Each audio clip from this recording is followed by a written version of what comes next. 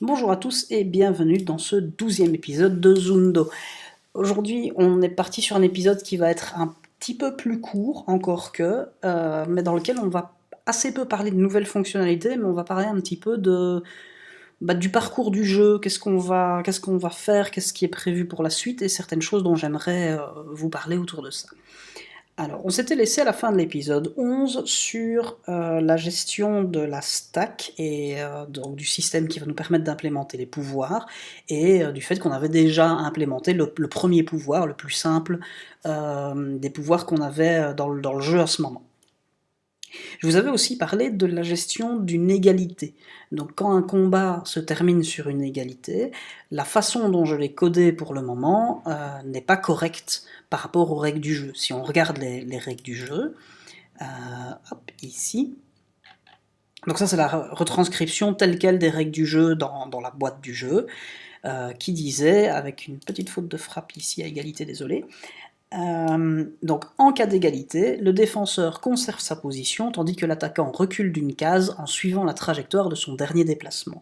Si ce dernier vient d'effectuer un déplacement spécial, il retourne sur sa case de départ. Donc nous pour le moment on était juste sur tout le monde reste où il est et puis c'est marre.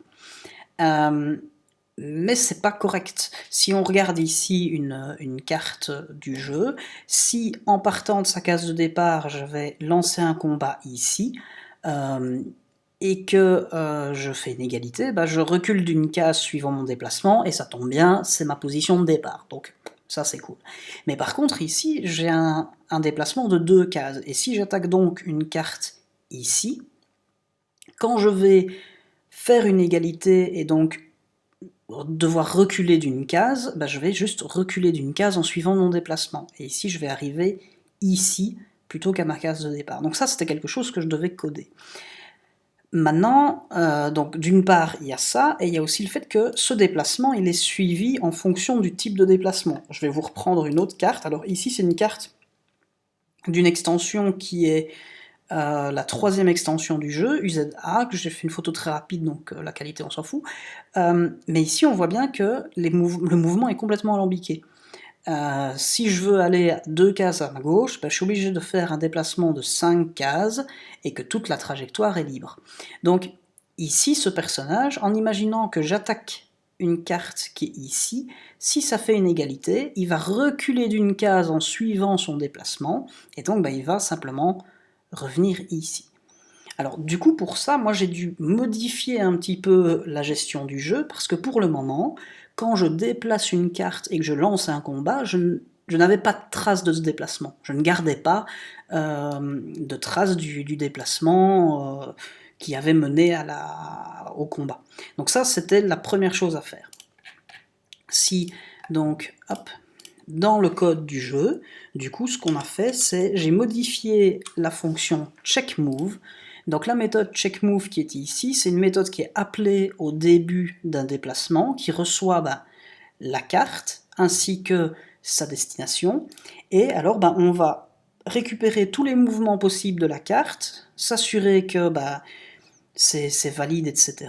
Et parmi ces mouvements, on va regarder quel est celui qui est en cause, et de là, à la base, moi ce que je retournais simplement, c'est est-ce que le mouvement est valide, et est-ce que le mouvement déroule sur un combat.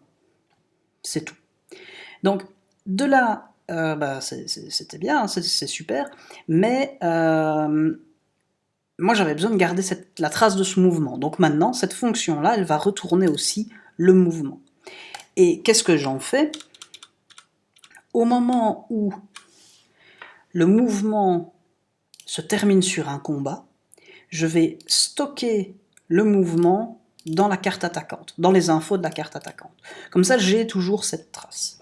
De là, on passe à la résolution du combat, qui est donc ici.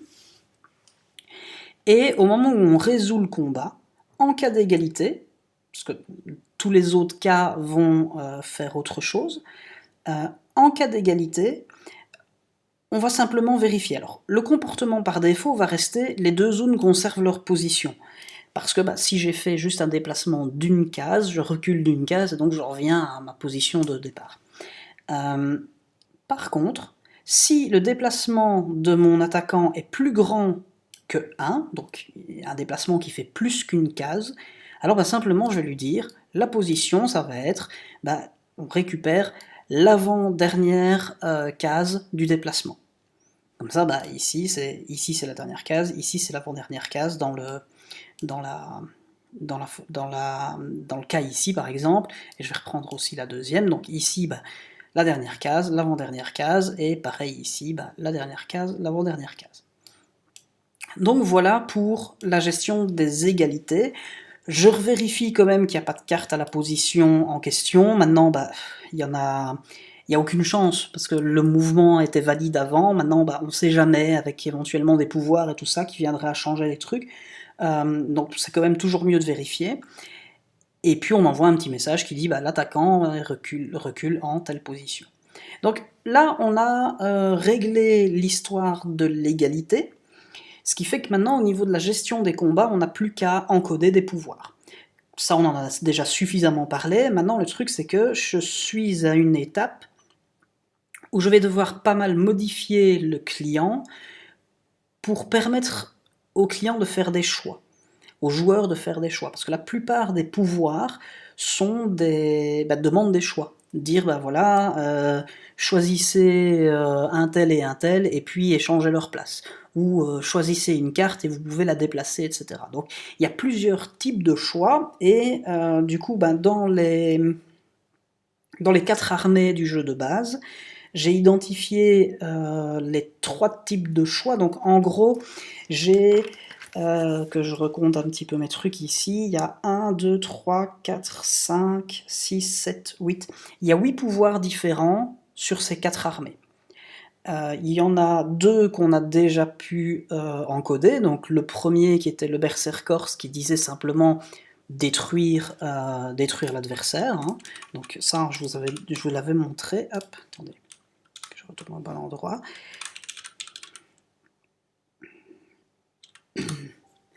Donc qui lui était relativement simple, hein. En gros on disait on élimine la carte à la position, et si en plus elle était attaquante, elle va se déplacer à sa position. Donc ça c'était le premier truc. Il y avait un autre pouvoir qui était assez simple à faire, c'était celui du King Louis. Le King Louis, c'était simplement, comme vous voyez ici, King Louis et le zone ennemi échangent leur position sur le champ de bataille. Donc ça, ici, ça a été exactement ça. En gros, on prend target et on lui met comme position celle de la source, et on prend la source et on lui met comme position celle de la target. Donc ça, c'était 2 pouvoirs qui étaient vraiment faciles à implémenter, qui ne demandent pas de choix de la part de l'adversaire ou du joueur qui a joué la carte. Par contre, tous les autres pouvoirs demandent de faire des choix ou demandent l'action d'un joueur. Dans ces actions, j'en ai identifié, donc j'ai identifié 3 actions. La première, c'est de pouvoir sélectionner une carte sous certaines conditions, donc par exemple sélectionner un élite, sélectionner un soldat, etc., ou sélectionner une carte avec un nom spécifique. Il y a aussi de forcer le déplacement d'une carte, donc la carte est sélectionnée et vous devez la bouger, et là pareil avec des restrictions, donc soit par exemple son mouvement de base, mais aussi par exemple un mouvement spécifique, genre reculer une carte sur une des 3 cases adjacentes derrière lui. Et donc là c'est un déplacement un petit peu spécial, vu que c'est le jeu qui dicte les déplacements possibles. Et enfin, la dernière action possible, c'est sélectionner une carte parmi plusieurs choix, avec certaines restrictions, et faire un déplacement. Donc ça, c'est les 3 actions que j'ai besoin d'implémenter maintenant pour encoder les 6 pouvoirs qui restent. Donc c'est ce que je vais attaquer pour le prochain épisode. Mais par contre, j'ai pris quand même un petit peu de temps pour faire l'inventaire de toutes les tribus du jeu et de tous les types de pouvoirs, juste pour avoir une idée. Et globalement, c'est vrai qu'il y a énormément de pouvoirs qui se basent simplement sur ça, sur le fait de sélectionner une carte, la sélectionner et la bouger, ou la bouger. Mais il y a quelques autres actions qui sont un petit peu particulières. Et de là, moi j'en ai identifié 1, 2, 3, 4, 5... Voilà. J'ai identifié 12 actions à implémenter au niveau du client pour pouvoir coder tous les pouvoirs. Alors je vais pas toutes les faire du premier coup, hein. L'idée c'est de toute façon de faire les armées par bloc, mais globalement je suis assez content parce que c'est moins que ce que je pensais, donc ça va être assez facile, encore que, mais on verra. De là du coup, donc ça a été mon travail entre les 2 épisodes, donc vraiment de prendre le temps de regarder toutes les cartes, d'en profiter aussi pour regarder s'il n'y avait pas des cartes qui avaient des mouvements particulièrement compliqués. À part un truc comme ça, pour moi, c'est pas ce que j'appelle un mouvement compliqué, parce que au niveau du jeu, c'est déjà encodé, quoi. Il y a pas de problème. C'est juste il faut encoder la carte et c'est marre. Et en tant que tel, pour le coup, au niveau des déplacements, il n'y a rien de spécial. Donc au niveau des déplacements, on est tranquille. C'est vraiment juste une question de pouvoir. De là, du coup, moi j'ai listé rapidement ici, comme vous pouvez le voir donc sur le readme du repo, j'en ai profité pour lister un petit peu les fonctionnalités du jeu. Dans les fonctionnalités du jeu, il y a la sélection de tribus qui a été faite. Ce que je vous avais déjà montré dans l'épisode précédent, c'était un truc un petit peu dégueulasse avec un select. Là, je suis repassé un petit peu dessus, alors c'est encore loin d'être définitif, mais l'idée c'est que on met le chef de la tribu et on en profite pour mettre le petit texte d'ambiance. Chaque tribu a un petit texte d'ambiance comme ça. C'est toujours un peu plus fun, mais et en cliquant on sélectionne la tribu, donc voilà.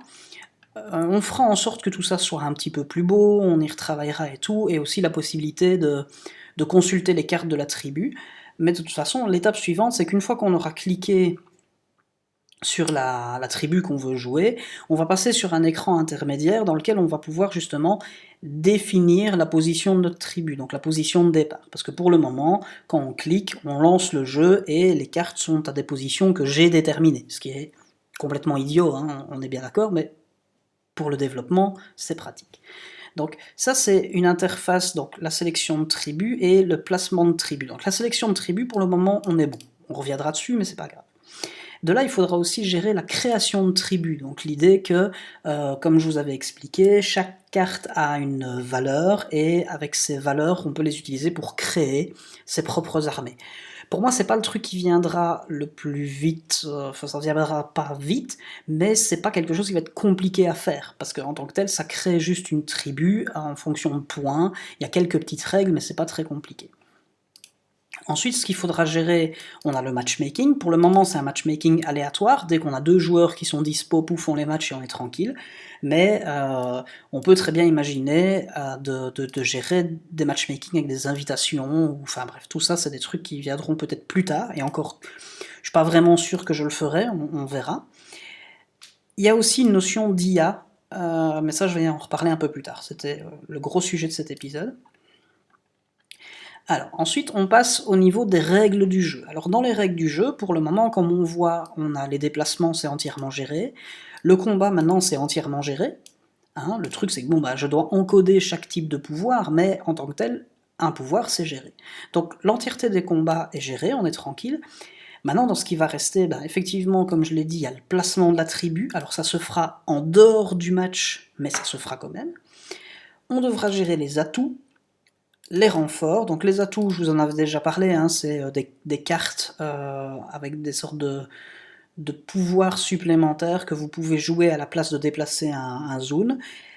Et là pareil, j'ai pas encore fait un gros inventaire de tous les atouts, mais globalement ça fonctionne assez fort comme un pouvoir. Il n'y a pas tant de gros trucs, donc je pense que une fois que j'aurai codé la plupart des pouvoirs, assez vite les atouts vont se retrouver plus ou moins dans le même système. Dans tous les cas, les atouts vont se résoudre de la même manière qu'un pouvoir.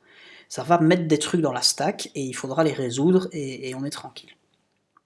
Les renforts, ça va être quelque chose de très simple à coder. Ça va être vraiment super, super facile. En gros, un renfort, c'est des cartes qui sont hors du jeu, et que pendant votre tour, vous pouvez décider, à la place de jouer un atout ou de déplacer une carte, de jouer un renfort. Et jouer un renfort, il arrive dans votre zone de renfort, qui est la dernière ligne du jeu, c'est la plus proche de vous.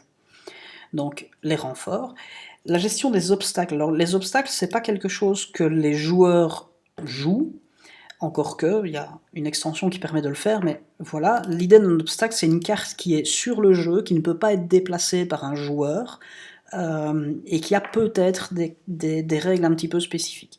Donc voilà, ça va pas être quelque chose de particulièrement compliqué à coder non plus. Et enfin, on a les conditions de victoire. Alors les conditions de victoire, on en a deux dans Zundo. La première condition de victoire, qui est la plus commune, c'est on élimine l'emblème de l'adversaire. Et ça, c'est déjà géré. Par contre, on a une autre condition de victoire qui est le game lock, où en gros, si je n'ai plus d'action possible, que je peux pas déplacer mes cartes, je me retrouve par exemple avec juste mon emblème et mon emblème ne sait pas bouger, et j'ai perdu. Donc ça, c'est une condition de victoire que je dois aussi prendre en compte. C'est au début du tour, vérifier un petit peu l'état du jeu, vérifier rapidement que le jeu, je peux faire quelque chose. Si je peux plus rien faire, tant pis, le jeu est perdu. Donc voilà pour les règles à coder. Ensuite, je vous ai vite fait une petite liste de toutes les tribus du jeu.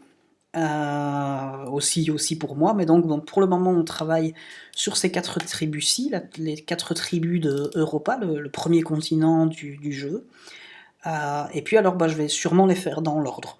Je vais les faire dans l'ordre déjà d'une part parce que j'ai toutes les cartes jusque ici, donc ça c'est toutes les tribus que j'ai, et puis j'ai ces 2 tribus-là qui me manquent, les Kazoren et les Tugesh, ils me les manquent, mais j'ai trouvé la possibilité de racheter la tribu sur eBay, donc voilà, mais maintenant, comme vous le savez tous, on est en confinement, donc il y a pas mal de petits magasins qui sont fermés, donc en l'occurrence le magasin auquel je voulais l'acheter est fermé, mais pour moi il n'y a pas d'urgence, au pire c'est pas grave, je zapperai ces tribus-là si je vais beaucoup plus vite que le reste, je les zapperai, on les intégrera plus tard, c'est pas dramatique. Et ensuite, par contre, j'ai toutes les autres cartes. Donc ça, il n'y a pas de souci. À part ces 2 armées-là, j'ai vraiment tout le matos qu'il faut. Donc ça, c'est cool. Ensuite, moi, ce dont je voulais vous parler aujourd'hui, c'était d'intelligence artificielle. Parce que, moi, ce que j'aimerais vraiment, c'est, donc comme je vous l'avais dit au tout début, l'objectif de coder Zundo, c'est d'une part pour me marrer, mais c'est aussi l'idée de pouvoir apprendre des choses. Alors, en tant que tel, tout ce qui est front-end client, c'est des trucs vraiment easy peasy, que je sais déjà faire et tout ça. Et au niveau serveur, le code en lui-même n'est pas vraiment compliqué, il y a pas mal de réflexions et tout ça, mais je suis pas vraiment dans des trucs que je sais pas faire. Il n'y a pas vraiment de gros inconnus, quoi. C'est beaucoup de réflexion, c'est pas facile, mais c'est pas ultra complexe pour moi, quoi. Par contre, s'il y a un domaine dans lequel je connais pas grand chose, c'est vrai, c'est l'intelligence artificielle.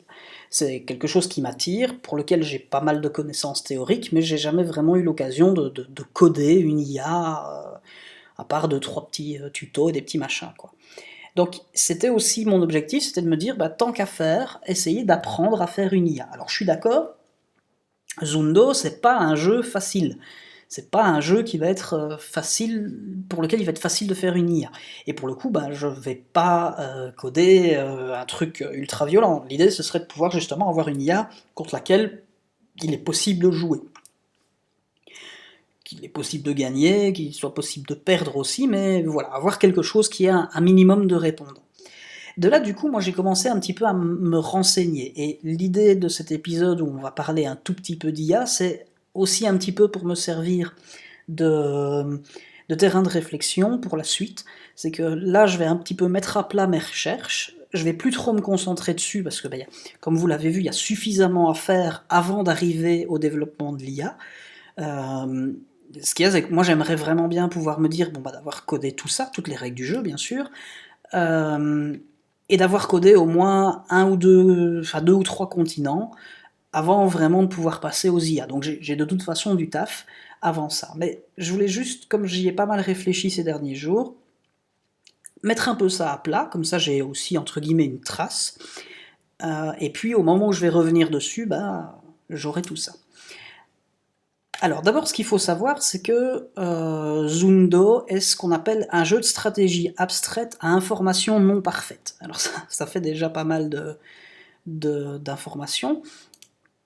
Un jeu de stratégie combinatoire abstrait, selon Wikipédia, c'est donc un jeu de société qui oppose deux joueurs ou deux équipes, dans lesquels les joueurs jouent à tour de rôle, ça c'est toujours nous, dont tous les éléments sont connus, ça c'est pas vrai mais on va y revenir, et où le hasard n'intervient pas pendant le déroulement du jeu. Alors, pour Zone 2, c'est pas tout à fait vrai. Le hasard intervient encore que. Le seul vrai hasard qu'on a, c'est la position des coins, vu qu'on fait des rotations des cartes à 180 degrés.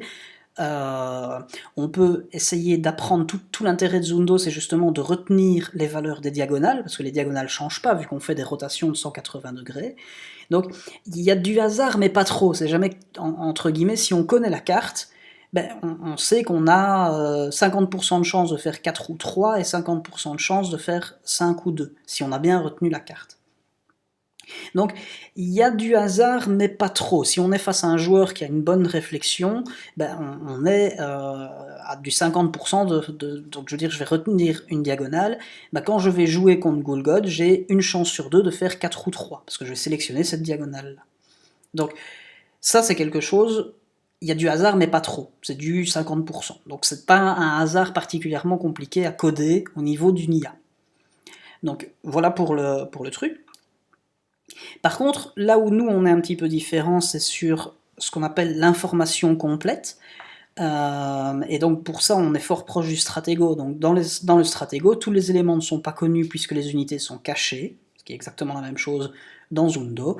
On est donc sur un jeu de stratégie abstraite à information non parfaite. Maintenant, de la même manière que dans le stratégo, bah, tout l'intérêt du jeu aussi, c'est de se rappeler quelles sont les cartes, quelles sont les pièces de l'adversaire. Et ça, bah, dans l'optique de coder une IA pour jouer à Zundo, bah, l'IA, elle va se rappeler des cartes. C'est comme ça. On pourrait éventuellement commencer à travailler sur des niveaux de difficulté de l'IA, mais ça, ce sera vraiment pour la suite. De là donc, moi j'ai commencé aussi un petit peu à me renseigner, à poser des questions, j'ai des collègues qui enseignent l'intelligence artificielle, et parmi les choses dont on m'a parlé de l'algorithme min-max. L'algorithme min-max qui est un algorithme qui se prête assez bien à ce genre de jeu, où l'idée c'est qu'en gros, on va partir d'une position et on va calculer toutes les possibilités. Et à chacune de ces possibilités, on va attribuer un score. Donc par exemple, bah, si on va explorer les possibilités, donc déplacer telle carte et lancer un combat contre telle carte que je connais ou telle carte que je connais pas. Et chacune de ces actions vont avoir un score. Et de là, l'idée, c'est qu'on va se retrouver donc avec plusieurs chemins, et ces chemins vont avoir des scores, et alors on va privilégier le chemin avec le score le plus intéressant pour le jeu. De là par contre, et c'est ce que l'article explique, c'est qu'on peut très vite avoir un chemin gigantesque, enfin un arbre gigantesque, parce que bah, imaginez, dans Zundo on a 12 cartes, ces 12 cartes peuvent potentiellement se déplacer, peuvent potentiellement générer des combats, voilà, c'est très... c'est assez gros comme on voit ici, donc voilà, en min-max, on recherche le meilleur coup en limitant les nœuds visités dans l'arbre de jeu, avec un système qui s'appelle l'élagage alpha-bêta, parce que bah, en pratique, l'arbre est souvent trop vaste pour pouvoir être intégralement exploré, comme dans le jeu d'échecs ou de Go, et donc on explore seulement une fraction de l'arbre. Ce qui va être un petit peu le même truc ici. Alors comme ils disent, on peut partir sur une IA qui va faire des apprentissages par l'exemple, etc. On verra peut-être plus tard. Je veux dire, pour le moment, on va pas trop on va faire les choses progressivement. Et donc, je pense que je vais vraiment partir là-dessus, sur un algorithme min-max ou minimax, où l'idée, donc, ça va être de calculer un petit peu quelles sont les possibilités pour le joueur, pour l'ordinateur, attribuer à chacune de mes cartes un score, donc là ça va être aussi quelque chose qui va être relativement facile à calculer, c'est que globalement, bah, on va voir les deux diagonales, les valeurs de ces diagonales, donc le potentiel calculer une sorte de potentiel de puissance de la carte, donc ça va pas être méga compliqué, ça va être juste des paramètres qu'il va falloir que je définisse pour dire bah, On a ici une carte qui fait 5-2 et 4-3, bah, elle est potentiellement ici plus forte qu'une carte qui fait 3-1 et 3-2, parce que bah, globalement, en jouant celle-ci contre celle-là, bah, j'ai une chance de perdre, donc il faudrait ici que je fasse un 3 contre mon 2 pour perdre. J'ai 2 chances de faire une égalité, enfin non, j'ai 3 chances de faire une égalité, mais par contre, bah, j'ai 2 chances de faire une victoire. Enfin, moi, je pense que là, je calcule n'importe comment, hein. Je veux dire, vraiment, j'ai pas encore beaucoup réfléchi à ça, mais l'idée, ce serait donc de pouvoir définir la puissance d'une carte, pour lui attribuer une puissance. De là, bah, les cartes de l'adversaire, je ne les connais pas, donc ça, là, je veux dire, il faut être fair-play. L'ordinateur n'aura pas accès aux informations des cartes de l'adversaire jusqu'à ce qu'il ait fait un combat. De la même manière que quand on joue à Zundo contre 2 humains, bah, au moment où vous découvrez la carte de l'adversaire, vous avez le temps de l'étudier. Bah, ce sera pareil pour l'ordinateur. De là, donc, l'ordinateur va découvrir la carte de l'adversaire et va pouvoir définir, ok, bah, face à un Golgod, j'ai plus d'intérêt à jouer la diagonale 5-2, parce que bah, j'ai une chance sur 2 de faire 5 et de perdre, mais j'ai aussi une chance sur 2 de faire 2 et de gagner. Encore que ça peut s'ajuster en fonction de la carte avec laquelle j'attaque. Donc, pas mal de choses à définir comme ça, mais de pouvoir se dire un petit peu ça. Dans ce que j'ai un petit peu réfléchi, donc l'idée c'est donc de stocker la puissance des cartes, de pouvoir se dire bah, je connais les déplacements de mes cartes, je connais l'état du jeu, et l'idée c'est de se dire bah, d'abord dans un premier temps essayer de découvrir les cartes de l'adversaire, de les classer. Si une carte a une puissance que l'ordinateur juge trop grande par rapport à ses cartes, bah plutôt aller découvrir d'autres cartes, jusqu'à ce qu'on sache où est l'emblème. Donc voilà, il y a pas mal de choses, et c'est vrai que c'est une sorte de défi, parce que j'en ai jamais fait avant, hein. Vraiment, j'en ai jamais fait avant, et je suis assez curieux de voir comment implémenter tout ça. Ça risque d'être assez costaud. Maintenant, comme je l'ai dit, j'ai des collègues dont c'est le métier qui ont déjà des ressources à me passer, donc voilà. J'ai hâte d'arriver à cet état-là. Mais de toute façon, comme je l'ai dit, on a encore pas mal de boulot d'ici là. Donc voilà, mine de rien, on avance petit à petit, et c'est assez chouette. Du coup, une dernière petite chose, j'en avais déjà parlé, et je pense que ça va être vraiment on va vraiment faire comme ça. C'est que, alors, le placement de tribu, je ne sais pas si je vais le faire. Je pense que je vais quand même trouver un moyen de le faire assez vite. Mais l'idée là maintenant, c'est de se dire, on fait le placement de tribu, on fait les pouvoirs pour les 4 premières tribus. Je vais regarder comment les atouts sont gérés. Donc je vais refaire le tour des atouts du premier bloc, donc des atouts de repas. Et une fois que j'aurai codé tout ça, parce que les renforts et les obstacles, enfin si les obstacles on va avoir besoin, parce que je sais qu'il y a un atout qui transforme en obstacle. Mais vraiment l'idée c'est de coder ça. Peut-être du coup on va plutôt se dire, voilà, on va faire les choses de manière un peu plus efficace, pour avoir quelque chose de sympa à montrer assez vite. Donc là je sais que l'épisode que je recorde pour le moment, il est pour le 29 avril, il sera en ligne le 29 avril. Moi ce que j'aimerais bien, c'est coder les pouvoirs du bloc. Une fois que j'aurai codé les pouvoirs du bloc, je vais, ou pas, je vais faire le placement de la tribu, et de là on fera un épisode spécial où on prendra un petit peu de temps pour expliquer comment écrire la documentation pour faire tourner le jeu chez vous. Que du coup, si vous avez envie de tester Zundo, même en sachant que il manquera des trucs, hein, mais ça c'est pas grave, mais donc faire un premier épisode où on explique comment tester Zundo, parce qu'une fois que c'est fait, à chaque fois vous pourrez juste mettre à jour le code du jeu et récupérer les dernières versions. Donc globalement, je pense qu'on a peut-être encore un ou deux épisodes après celui-ci avant d'arriver à ça. On peut se dire, donc là on est à l'épisode 12, je pense que pour l'épisode 15, on peut essayer de se fixer cet objectif-là, ce serait que l'épisode 15 soit l'épisode où j'explique un petit peu comment installer Zundo, quels sont les logiciels que vous avez besoin d'avoir et tout ça pour faire tourner Zundo sur votre machine pour le tester pendant le développement du jeu. Voilà, c'est un petit peu tout ce que j'avais à dire aujourd'hui. Donc effectivement, on n'a pas des masses parlé de code, mais je voulais un petit peu parler de ce que j'avais prévu, de ce que je voulais faire, de comment ça va fonctionner, parler un petit peu d'IA. Si certains d'entre vous s'y connaissent et se rendent compte que je fais une grosse erreur d'avance, n'hésitez pas à le dire en commentaire, mais de toute façon, l'idée c'est justement d'apprendre, donc voilà. Et de là, je vous remercie et on se voit très vite pour un prochain épisode. Salut!